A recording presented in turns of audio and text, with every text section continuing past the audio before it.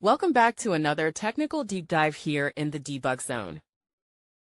Today, we're tackling a big question and breaking it down with insights from other users. Hopefully, this clears up some misconceptions and helps you get the answer you need.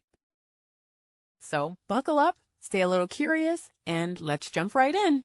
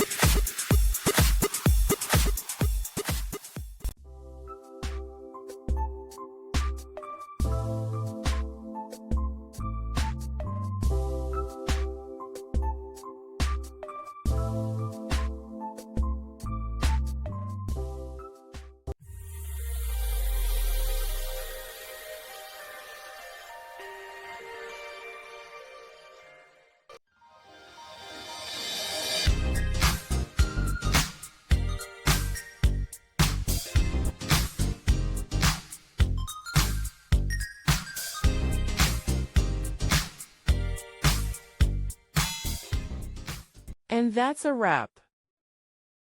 I hope you found the answer you were looking for. If you did, take a second to hit that subscribe button. It really helps out. And let me know in the comments which solution worked best for you. See you next time in the debug zone.